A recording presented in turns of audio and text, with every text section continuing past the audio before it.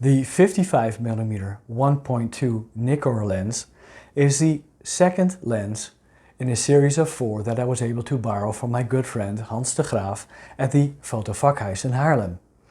And I'm using these lenses on his Nikon F2, and I shot through a roll of Ilford HP5. It's an interesting lens, it's a heavy lens, and based on the serial number I can estimate that this lens was manufactured at the end of October 1972, which makes this lens almost 50 years old. What makes this lens so interesting? Well, first of all, besides the build quality, and primarily, is the fact that it has a largest aperture of 1.2. So if we want to shoot in low light situations, or we want to achieve an extreme shallow depth of field, this could be a very interesting lens. There were a few variations made, and this is the SC version, which means it has multi-coated glass.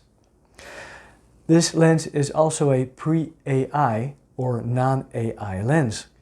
This specific lens was altered later to an AI version.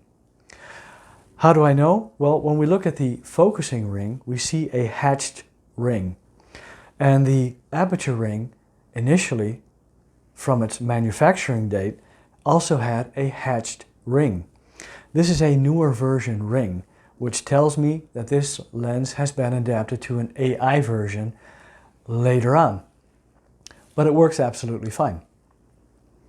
When you shoot it at 1.2, it's quite a challenge. But that's the case for any lens at such a wide aperture. You have a very shallow depth of field. If you focus on a specific spot within your composition and afterwards you take a breath or you're hit by a gust of wind, you're not going to be able to pinpoint focus.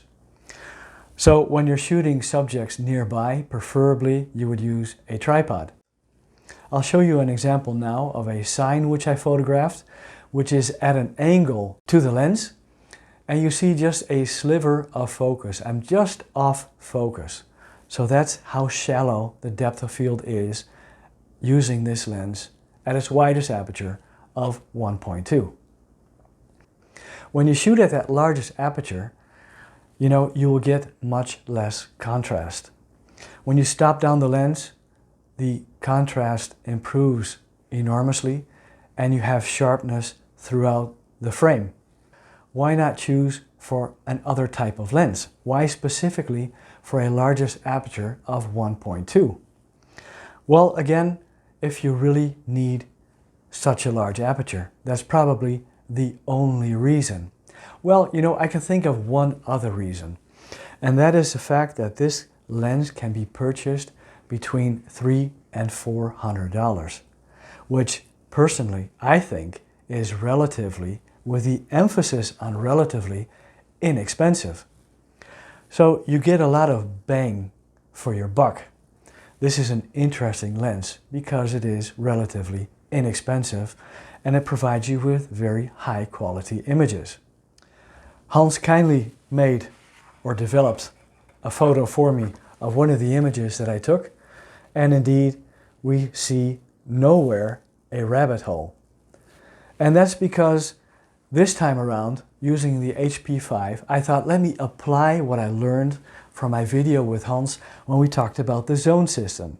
So I chose to shoot the HP5 at 250 ISO instead of its box speed of 400.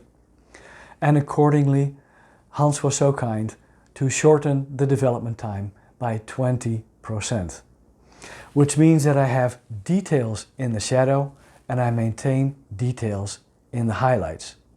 Well, that's enough talk. Thank you very much for watching this video. Again, greatly appreciate it. You're more than welcome to subscribe to the channel. Please take care and I look forward to seeing you in the next video. Bye bye.